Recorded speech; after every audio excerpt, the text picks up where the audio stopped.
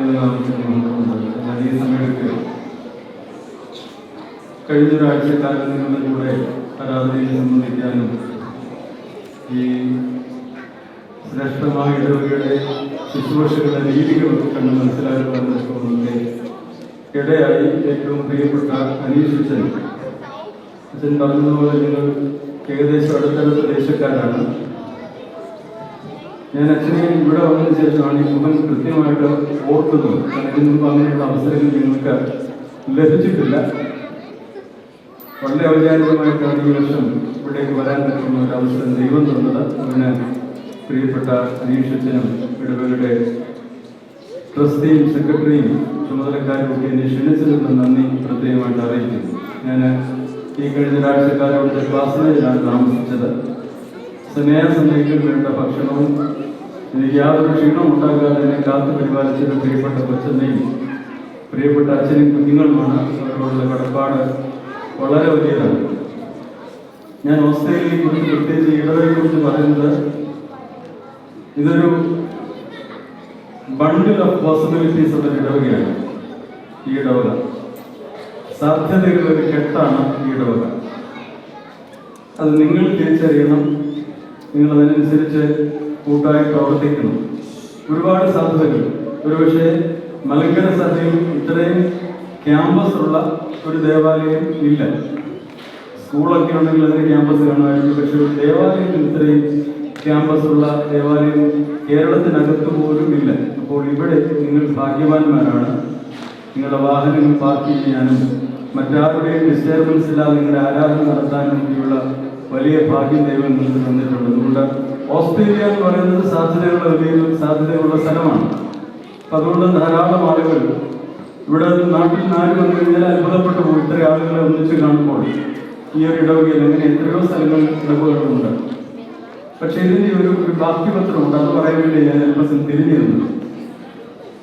നിങ്ങൾ പോരുമ്പോൾ അനാഥരാകുന്ന വാർദ്ധക്യമുള്ള ഒരുപാട് ആളുകളുണ്ട്.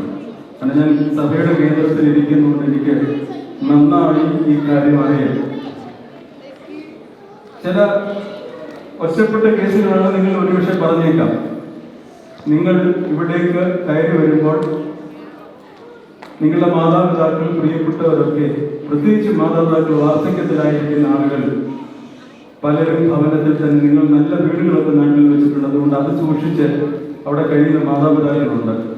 സ്നേഹത്തോട് ഓർപ്പിക്കുകയാണ്. നിങ്ങൾക്ക് ഇവിടെ കൊണ്ടുവരാൻ കഴിയുമെങ്കിൽ അവരെ കൂടെ കൊണ്ടു നിർത്തണം. ഏകാന്തത എന്ന് പറയുന്നത്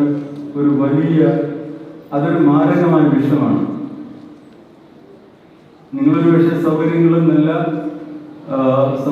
സൗകര്യങ്ങളുള്ള വീടുകളും വേലക്കാരെയും ഒക്കെ നിങ്ങൾ ഉണ്ടാക്കി കൊടുത്തിട്ടുണ്ടാകാം. പക്ഷേ ഏകാന്തത ഒരു വലിയ പിശാചാണ്. അത് മനുഷ്യ ജീവിതങ്ങളെ കാർന്നു. ഒരുപക്ഷെ അവരുടെ ആയുസ് പോലും വളരെ പെട്ടെന്ന് ഇല്ലാതാകുന്നതിന് കാരണം ഏകാന്തതയാണ്. അതുകൊണ്ട് നിങ്ങൾ ഇങ്ങോട്ട് പോരുമ്പോൾ നിങ്ങളുടെ ബാക്കിയാകുന്ന അതാരുമാകട്ടെ അവരെക്കുറിച്ചൊരു കരുതലും പ്രാർത്ഥനയും ദിവസവും കഴിയുമെങ്കിൽ ഒരു നേരം അവരെ വിളിക്കാനുള്ള ഒരു സന്മനസ്സും ഒരു മകനെന്ന രീതിയിൽ ഞാൻ പറയുകയാണ്. ഞാൻ എൻ്റെ മാതാപിതാക്കൾക്ക് ചെയ്യാൻ തക്കോളം കടപ്പെട്ടിരിക്കുന്നതിന് നിങ്ങളോട് പറയുകയാണ്. അതുകൊണ്ട് ആ ഒരു കാര്യം നിങ്ങളുടെ ശ്രദ്ധയിലുണ്ടാകണം എന്ന് സ്നേഹത്തോട് ഓർപ്പിക്കുന്നു. രണ്ടാമത്, ഇതിനേക്കാൾ നല്ലൊരു സ്ഥലം നിങ്ങൾക്ക് വേറെ കിട്ടാനില്ല.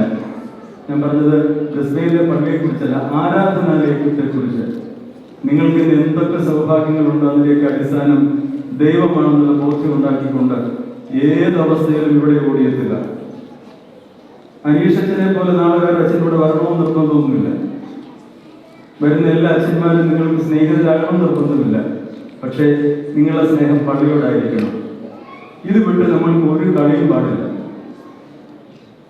എല്ലായ്പ്പോഴും നിങ്ങളുടെ ജീവിതത്തിന്റെ ഏതവസ്ഥയിലും ഈ അന്യദേശത്ത് നമുക്ക് വലിയൊരു ആശ്രയം ദൈവാലയമാണെന്നുള്ള ബോധ്യം നിങ്ങൾക്ക് ഉണ്ടാകണം എന്നും കൂടി ഞാൻ ഓർപ്പിക്കുന്നു. പരിശുദ്ധ ഭാവാതിരുമേനിയുടെ പേരിൽ കൂടി നിങ്ങൾക്ക് എല്ലാവർക്കും ഈസ്റ്ററിന്റെ ആശംസകൾ നേരുന്നു. ഞാനിവിടെ വന്നതുപോലെ എന്നെ സഹായിച്ച ഒരുപാട് ആളുകളുണ്ട്. എനിക്ക് പ്രത്യേക കടപ്പാട് ഇവിടുത്തെ ശുശ്രൂഷക്കാരുണ്ട്.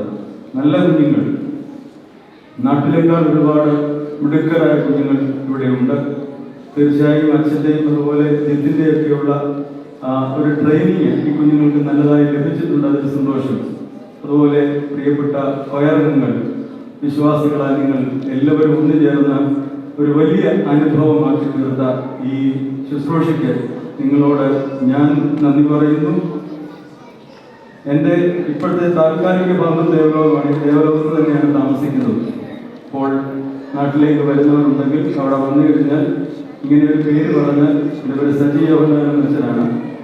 എൻ്റെ പേര് പറഞ്ഞു കഴിഞ്ഞാൽ ഒന്നുകിൽ ഞാൻ ദേവലോക ഓഫീസിൽ കാണും, അല്ലെങ്കിൽ അതോട് ചേർന്ന പരിശുദ്ധ ബാബാദന മനസ്സിൻ്റെ നേതൃത്വത്തിൽ ഒരു സ്കൂളുണ്ട്, മാർ ബസേലിയസ് പബ്ലിക് സ്കൂൾ. എന്നിൽ ഞാൻ ആ സ്കൂളിൻ്റെ ഓഫീസിലുണ്ടാകും. എന്തായാലും വരുമ്പോൾ കാണാൻ സാധിക്കുമെങ്കിൽ അത് സന്തോഷമായിരിക്കും. നിങ്ങളെല്ലാവരോടും എൻ്റെ വ്യക്തിപരമായ പേരിലുള്ള നന്ദിയും കടപ്പാടും സ്നേഹവും അറിയിക്കുന്നു. ദൈവം നമ്മെ അനുഗ്രഹിക്കട്ടെ. ഞാൻ പറഞ്ഞതുപോലെ നമ്മുടെ ഈ ബന്ധം തുറന്നുകൊണ്ട് പോവുക, എന്നോടുള്ള ബന്ധമല്ല, ദൈവത്തോടുള്ള ബന്ധം തുറന്നുകൊണ്ട് പോവുക. തുടർന്ന് നമുക്ക് ദൈവസന്നിധിയിൽ സന്തോഷത്തോടെ നിൽക്കാം. ദൈവം അനുഗ്രഹിക്കട്ടെ.